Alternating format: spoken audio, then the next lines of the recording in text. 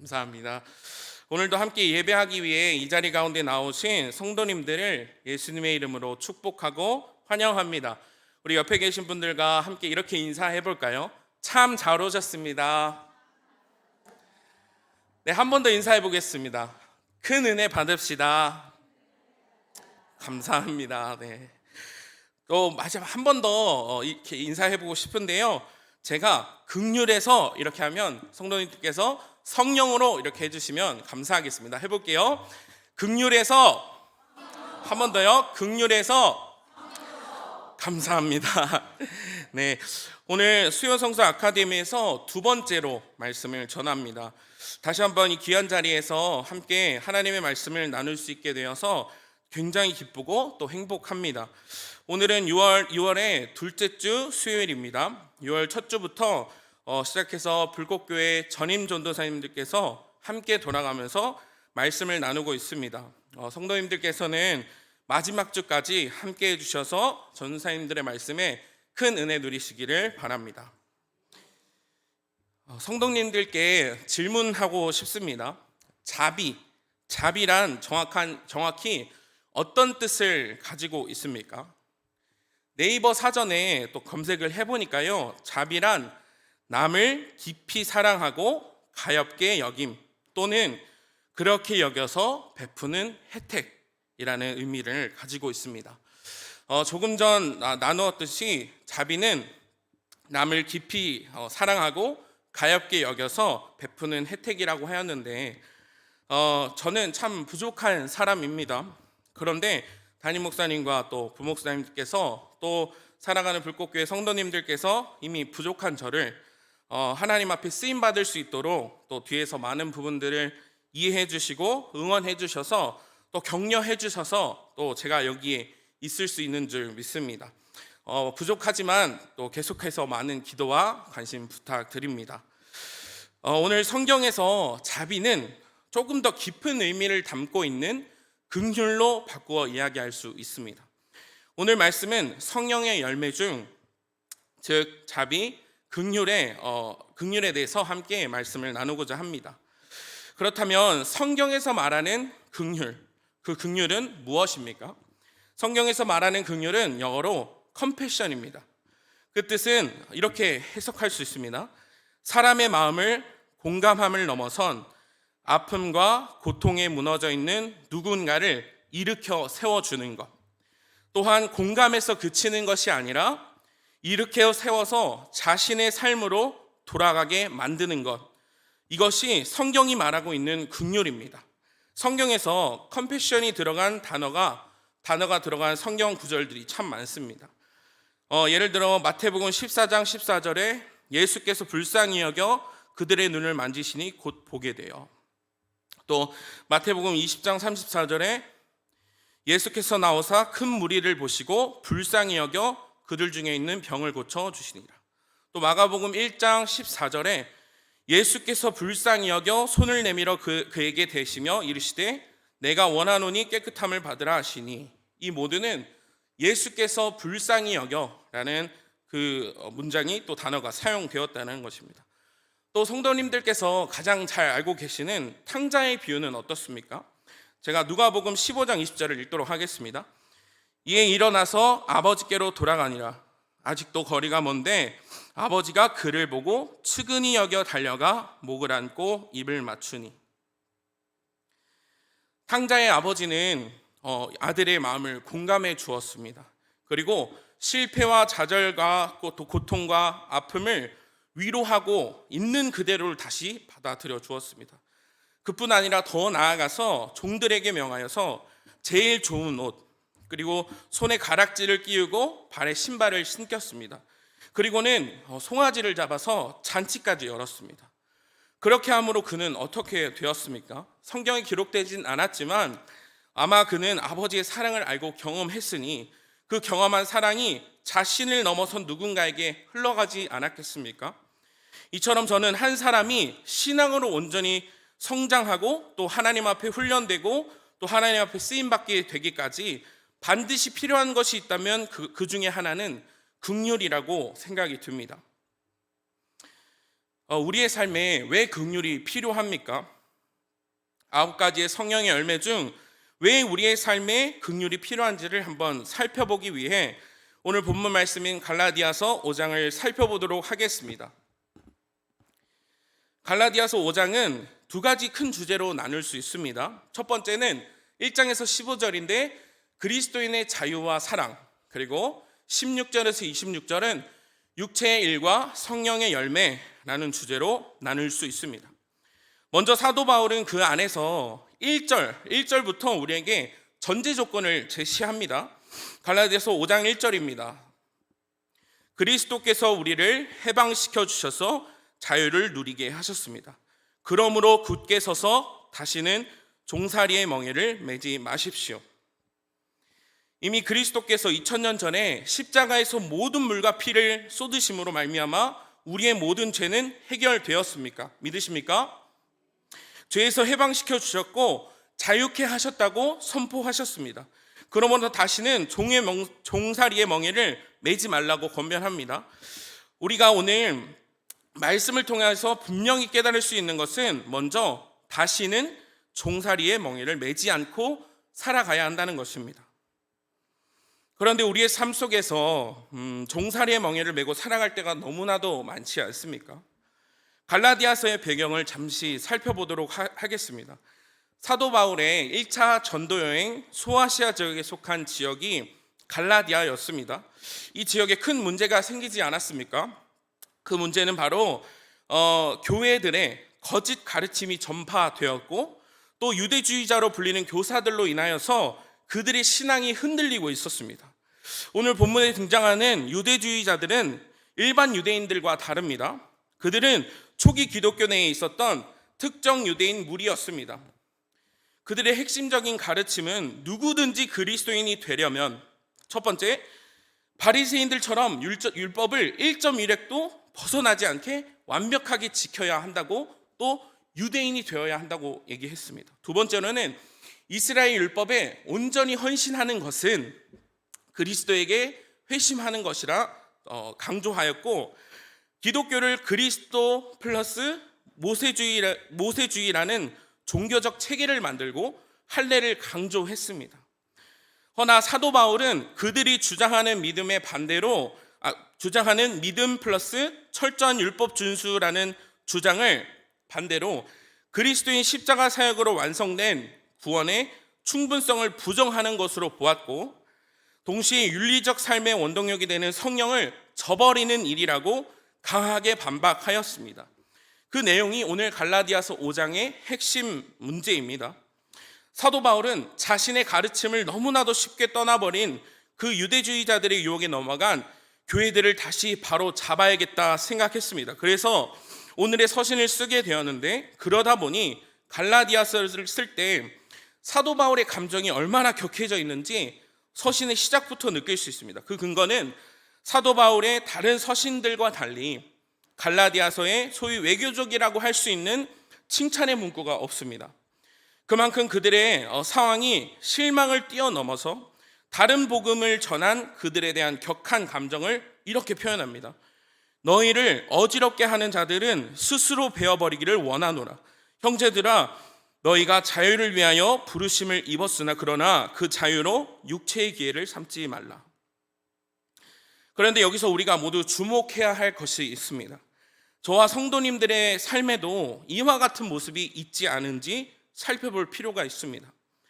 바쁘게 살아가고 또 열심히 신앙생활을 하던 그런 바쁜 발걸음들을 잠시 멈추고 뒤를 돌아보았을 때 나의 신앙에 무엇인가 변질되어서 복음의 핵심 그리스도의 십자가 사역으로 완성된 구원의 충분성을 외면하는 듯한 내 삶에 변질된 신앙의 모습이 있지 않은지 살펴보아야 합니다.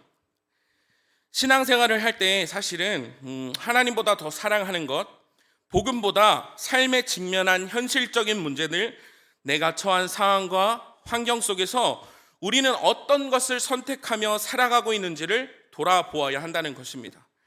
어쩌면 그러한 모습이 서두에 나누었던 육체의 일이라고 할 수 있습니다. 성경에서 이야기하는 육체의 일은 무엇입니까? 음행, 부정함, 호색, 우상 숭배, 술수, 원수 맺기, 분쟁, 시기, 분노, 당파, 분열, 이단, 투기, 술 취함, 방탕입니다. 이뿐이겠습니까? 저는 설교를 준비하면서 저의 모습을 또 보게 됩니다. 저를 포함한 오늘의 말씀을 듣고 계시는 모든 성도님들의 삶 가운데 그 마음 안에 죄로 파생된 것들이 아니겠습니까? 우리 안에 발견되지 않은 이러한 죄의 모습을 부정할 사람은 아무도 없을 것입니다. 또한 이런 모습 속에서 계속해서 살아가고 싶은 성도님들은 또 아무도 없을 것입니다. 저는 어려서부터 긍휼이라는 단어가 참 좋았습니다. 그 이유는 바로 저를 향한 하나님의 사랑이 긍휼로 계속해서 표현되었기 때문입니다. 조금은 부끄러운 고백이지만 21살 때 청년으로 있던 시절 때 금요철야 예배를 드리러 가서는요, 하나님 앞에 이런 기도를 올려드린 적이 있습니다.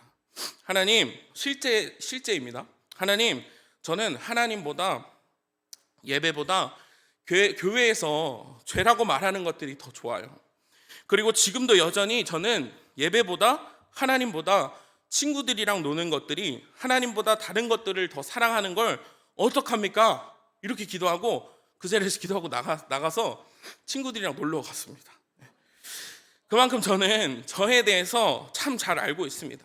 아니, 조금 더 구체적으로 이야기하면 방금 말씀드린 이야기뿐 아니라 제 안에 죄악된 마음, 죄악된 본성이 얼마나 강하게 살아 움직이는지를 알고 있습니다. 그래서 저에게는 반드시 필요한 것이 하나 있는데 그것이 하나님의 긍휼이었습니다. 그 이유는 제가 학창시절의 저의 모습과 방황하던 저의 과거를 회상해 보았을 때 타인의 어떤 누군가의 힘으로도 제 삶을 변화시킬 수 없었습니다. 작은 부분도 변화시킬 수 없었습니다.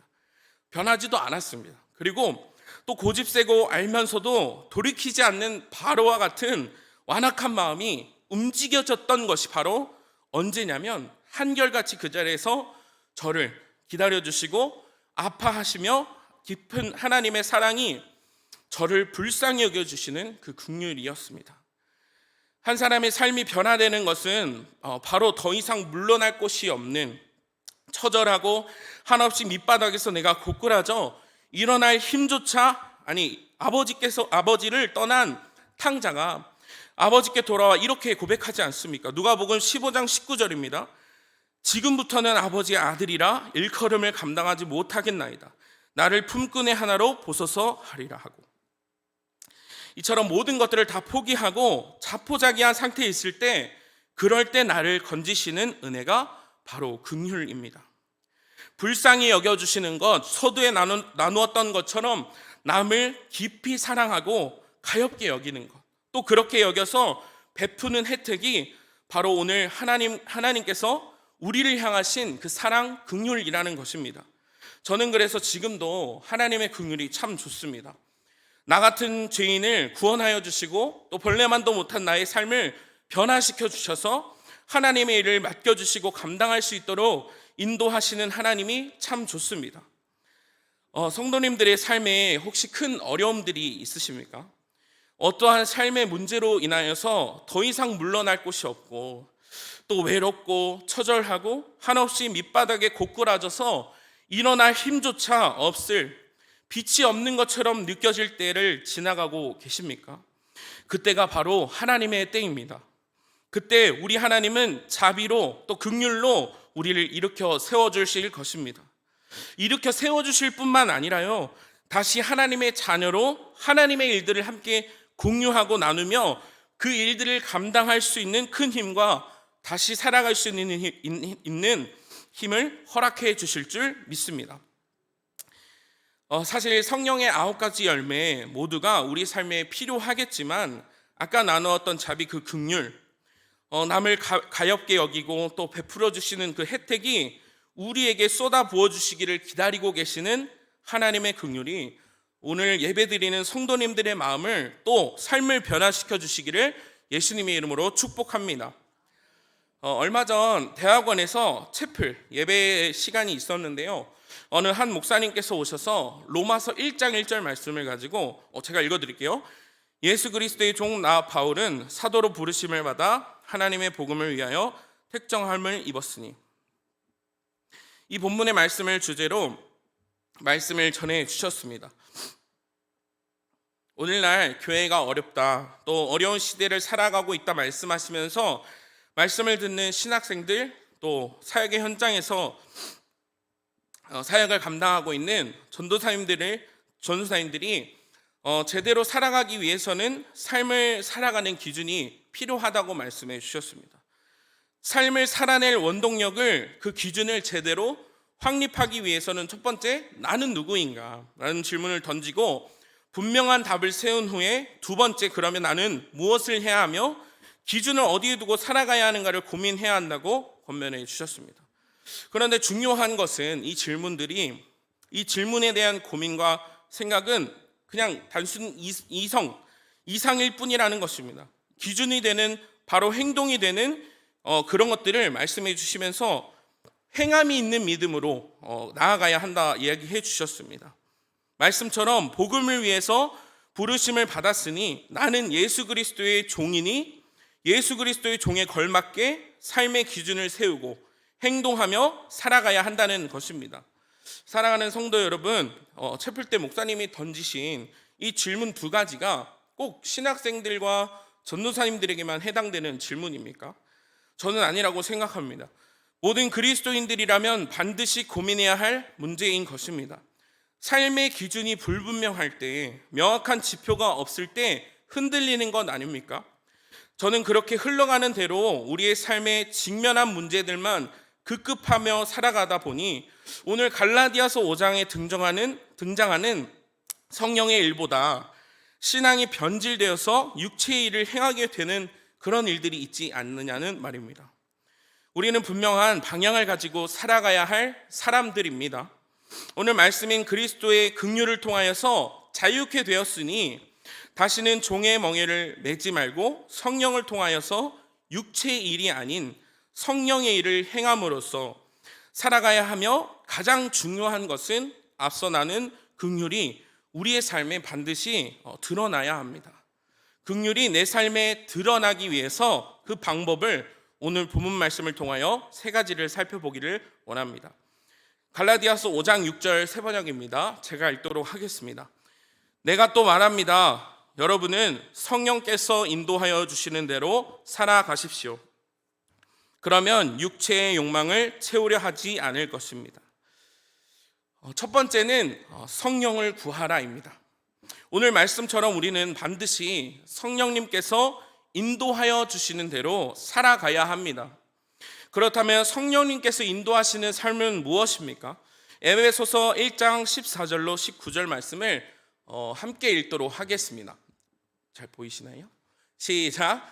우리 주 예수 그리스도의 하나님 영광의 아버지께서 지혜와 계시의 영을 너에게 주사 하나님을 알게 하시고 너희 마음의 눈을 밝히사 그의 부르심의 소망이 무엇이며 성도 안에서 그 기업의 영광의 풍성함이 무엇이며 그의 힘의 위력으로 역사하심을 따라 믿는 우리에게 베푸신 능력의 지극히 크심이 어떠한 것을 너희로 알게 하기를 구하노라. 아멘.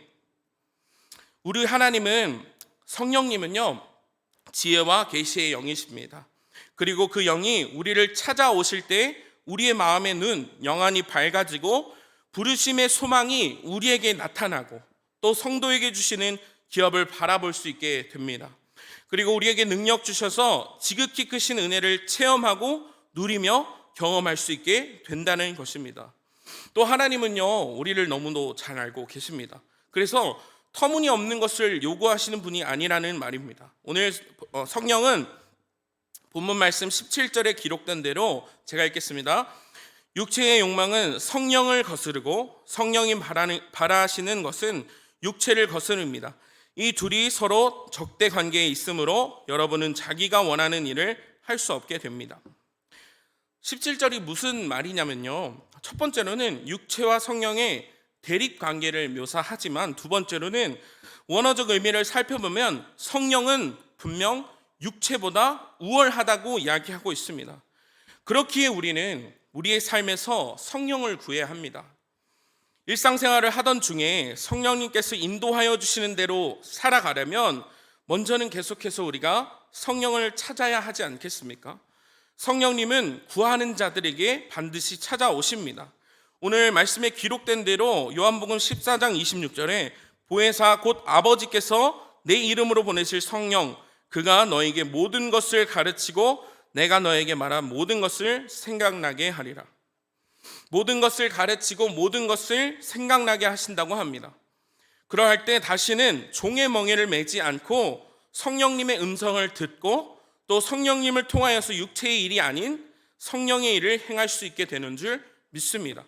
또한 성령을 구할 때 하나님의 마음을 가득 부어주실 줄 믿습니다. 우리가 함께 나눌 두 번째는요, 하나님의 통치를, 하나님의 나라의 통치를 구하는 것입니다. 갈라디아서 5장 21절을 제가 읽도록 하겠습니다. 질투와 술 취함과 흥청망청 먹고 마시는 노름과 그와 같은 것들입니다. 내가 전에도 여러분들에게 경고하였지만 이제 또다시 경고합니다. 이런 짓을 하는 사람들은 하나님의 나라를 상속받지 못할 것입니다. 무엇을 상속받지 못한다고 합니까? 21절 말씀을 통해서 분명한 것은 하나님의 나라 상속에 대한 문제를 제기하고 있습니다. 성도님들께 또 질문하고 싶습니다. 하나님의 나라는 어디 있습니까? 또 하나님의 나라는 어떤 곳입니까? 하나님의 나라는 바로 하나님의 통치가 있는 곳입니다. 하나님이 다스리는 곳이 바로 하나님 나라입니다. 오늘 본문 말씀 개역개정은 이렇게 이야기합니다. 이런 일을 하는 자들은 하나님의 나라를 유업으로 받지 못할 것이요. 유업이라는 원어는 클레노노미아라는 것입니다. 그 뜻은 유산, 상속에 의해 받는 재산입니다. 이스라엘의 각 지파에 할당된 거룩한 땅의 목, 또한 또 소유물로 이스라엘에게 주어지는 그 영토 전체에 대한 그 사용된 단어이기도 합니다. 이처럼 오늘 본문 말씀을 반대로 이야기하면 하나님의 통치 안에 살지 않는 자들은 하나님의 나라를 유업으로 받지 못한다는 것입니다. 조금 더 와닿게 표현해 보자면요, 우리의 삶의 마지막 종착지가 없다는 말입니다. 참 무서운 말 아닙니까? 마태복음 6장 33절에 예수님께서 이런 해답을 주셨습니다. 그런즉 너희는 그의 나라와 의를 구하라. 그리할 때 이 모든 것을 너희에게 더하시리라. 삶의 문제와 어려움보다 먼저 그의 나라와 그의 의를 구할 때, 그리할 때 하나님께서 모든 것 책임져 주신다고 말씀해 주십니다. 우리가 함께 나눌 세 번째는요, 마지막으로 십자가를 구하라입니다. 마지막으로 우리는 십자가를 구해야 합니다. 갈라디아서 5장 24절에서 25절을 우리 한 절씩 읽도록 하겠습니다. 제가 먼저 읽겠습니다. 그리스도 예수께 속한 사람은 정욕과 욕망과 함께 자기의 육체를 십자가에 못 박았습니다.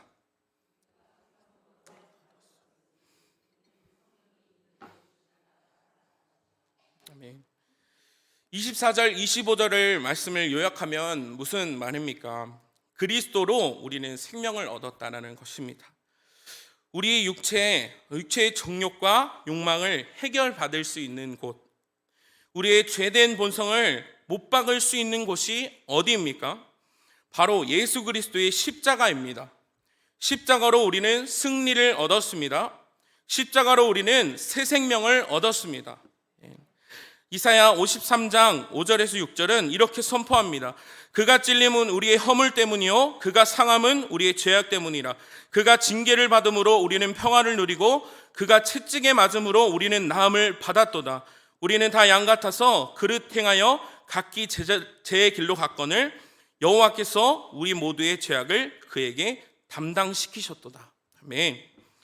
우리에게 얼마나 큰 은혜입니까? 십자가를 구하기 시작할 때 예수님을 바라볼 수 있게 되고, 예수님을 바라보기 시작할 때 예수님의 마음을 알 수 있게 되는 것입니다. 앞서 나눈 성령을 구할 때 성령 충만해지고, 두 번째로 하나님의 통치를, 하나님 나라의 통치를 구할 때 우리의 삶에 하나님의 통치 아래 있게 되고, 그 다음 오늘 말씀의 결론으로 십자가를 구하는 삶을 살아가야 합니다. 성령의 열매인 긍휼이 십자가 안에 있습니다. 십자가는 곧 긍휼입니다. 그렇지 않습니까? 앞서 나누었던 것처럼 사람의 마음의 공감을 넘어서서 아픔과 고통으로 무너져 있는 누군가를 일으켜 세워주는 것, 또한 공감해서 그치는 것이 아니라 일으켜 세워서 자신의 삶으로 돌아가게 만드는 것이 긍휼이라 하였습니다. 우리 모두는 이미 예수 그리스도를 통한 하나님의 긍휼의 혜택을 받은 자들입니다. 그런데요, 더욱 중요한 것이 있습니다. 여러분들, 우리의 삶이 단순히 십자가만 바라보고 나만 그 십자가를 붙들고 살아가는 삶, 거기에서 끝이 아니라는 것입니다. 익숙함에 속아서 십자가의 의미는 온데간데 없고 단순히 그냥 십자가만 바라보고 그 안에 머무는 것이 아니라 더 나아가 열매를 맺어야 합니다. 성령은 이미 우리에게 행함이 없는 믿음은 죽은 믿음이라 선포하지 않았습니까? 먼저 하나님께서 우리를 긍휼히 여겨주셨습니다. 때로는 우리는 망각합니다. 때로는 먼저 하나님께서 우리에게 베풀어 주신 은혜를 언제 그랬냐는 듯이 까먹습니다. 까먹으니 남을 판단하게 되고 정죄하게 되고 비판하게 되는 것 아닙니까? 중요한 것은 내게 주신 그 은혜를 기억하기 위해서 십자가를 바라보고 구해야 합니다. 더 나아가서 하나님의 마음을 공유하여 하나님의 긍휼이 있는 곳에 나아가 하나님의 마음이 있는 누군가를 세워주고 일으켜주고 그 사람이 다시 하여금 하나님 앞으로 나아갈 수 있도록, 그 삶으로 나아갈 수 있도록 도와주는 그 실천적인 믿음이, 행함이 있는 믿음이 우리 안에 있어야 되는 줄 믿습니다. 그 한 사람이 다시 자신의 삶으로 돌아갈 때까지 그들을 돕기 위해서, 또 긍휼의 열매를 맺기 위해서 우리는 성령 충만해야 합니다. 또 하나님의 나라 통치를 구해야 합니다. 마지막으로 십자가를 구해야 합니다. 오늘 예배 드리는 저와 성도님들께서 이 세 가지를 하나님 앞에 구하심으로 큰 은혜 누리시기를 바랍니다. 기도하겠습니다. 사랑의 하나님, 오늘 하나님의 귀한 말씀을 나누게 해주셔서 감사합니다. 먼저는 우리는 부족한 자들임을